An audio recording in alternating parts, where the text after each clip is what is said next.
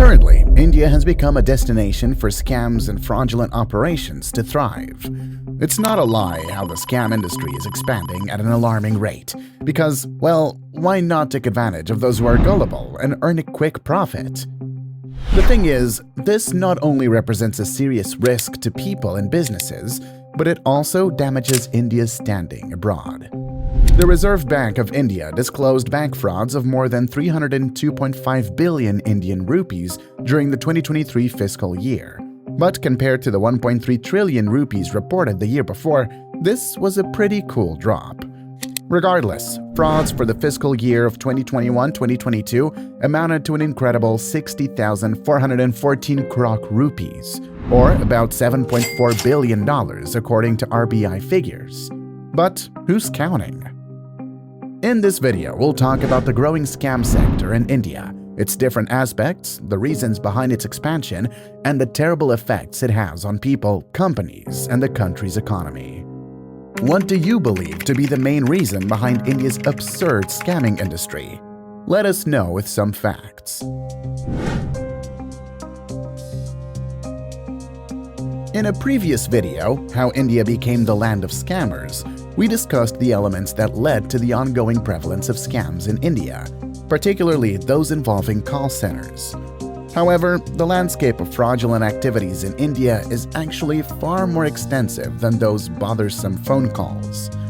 It parallels an entire playground chock full of pitfalls and deceitful tactics intended to separate you from your piggy bank. Financial frauds have long plagued India, having an impact on both people in general and the country's economy. Fraudulent schemes that prey on naive investors and consumers are sometimes coupled with deceitful methods or financial system manipulation. Such schemes' aftermath not only causes significant financial losses for victims, but also erodes trust in the country's financial institutions. But hey, I'm sure the scammers lose no sleep over that. Here are some of the common scam tactics in India. Scams in India are very fluid, ranging from an increase in UPI scams to a rise in credit card fraud and digital banking scams, and so on. Even digital payments have become more convenient with the advent of UPI, Unified Payments Interface, transactions. But it also introduced a new breed of scammers. UPI-related frauds are a serious hazard. In the fiscal year of 2022-2023 alone, 95,000 incidents were reported. UPI transactions are already linked to a baffling 55% of all digital payment frauds, with identity-related frauds, especially those involving accounts, dominating the scene and accounting for 65% of all financial frauds in 2021. As digital transactions became the norm, online banking and credit card frauds have unsurprisingly surged. 13,530 fraud cases were reported to the financial system in the fiscal year 2023, with over 49% of those cases coming under the category of digital payment card/internet. Even if there was a decrease in bank frauds in 2023, including loan frauds and improper transactions, the figures are still startling. An astounding 4.65 lakh crore was lost as a result of the 65,017 frauds that Indian banks discovered between 2014 and 2023.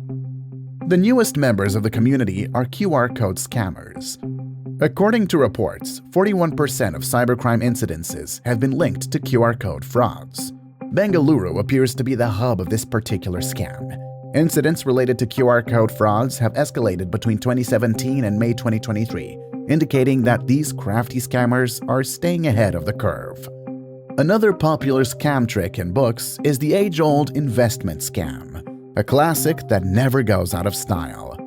Fraudulent investment schemes continue to lure individuals with promises of unrealistic returns, because who doesn't love the idea of getting rich quickly?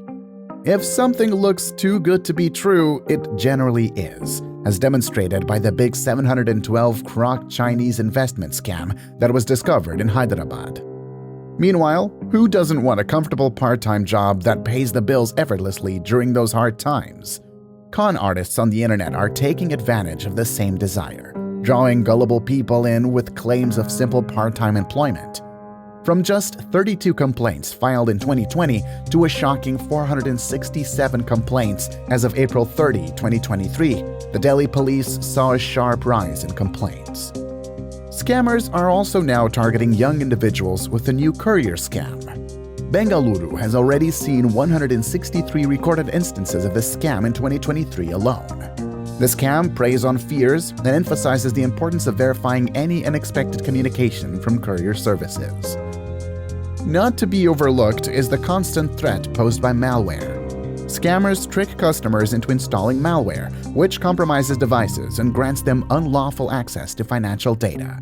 In India, cybercrimes on digital platforms now account for 57% of all fraud instances, underscoring the urgent need for stronger cybersecurity defenses.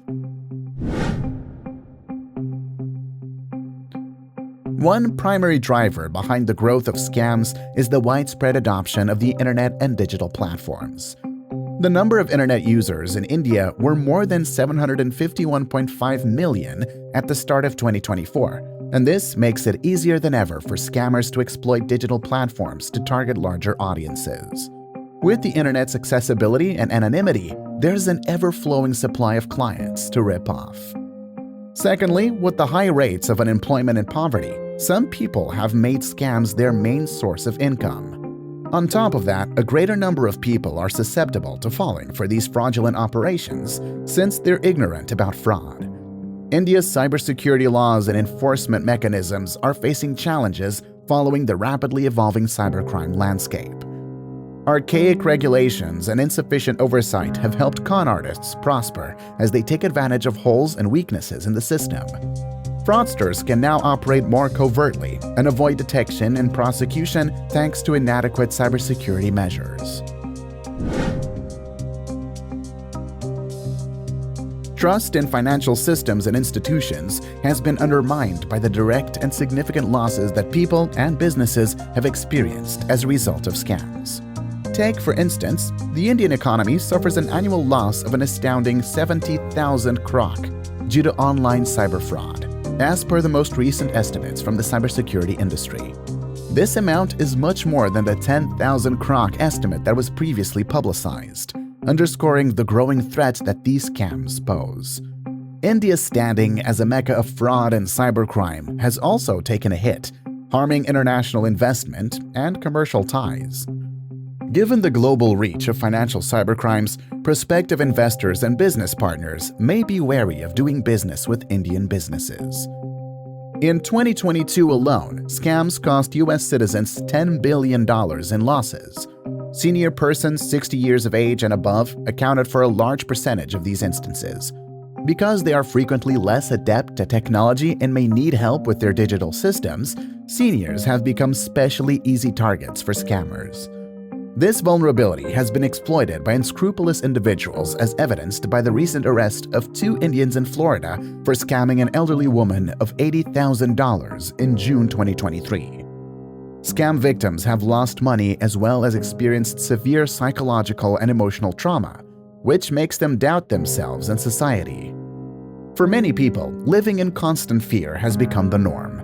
India's reputation of scams is so pervasive that any foreigners identify the word scam with the nation. Just ask a foreign person who comes to mind when they think about India, and scam can be among the first 3 things that spring to mind. Apart from that, the money gained from these frauds has been utilized to support organized crime and illicit operations, endangering national security. Law enforcement organizations and security specialists are concerned about the involvement of criminal networks and the possible connections between frauds and other malicious actions. The term scamming is becoming widely prevalent in India. Sometimes even the distinctive and idiosyncratic qualities of these schemes are viewed favorably. The general disregard for morality and public duty is caused by unrestrained financial practices, which have all been promoted by the government. According to Professor Partha Dasgupta, an eminent economist from the University of Cambridge, when people expect that others will cheat, they themselves will cheat in order to stay ahead of the cheaters. This turns into a vicious cycle. To solve the growing fraud problem in India, collaboration between the government, law enforcement, businesses, and citizens is required. If coordinated action is not taken, the economy of the nation, its standing abroad, and the general safety and well-being of society could all suffer greatly. If you enjoyed this video, don't forget to like, share, and subscribe for more thought-provoking content.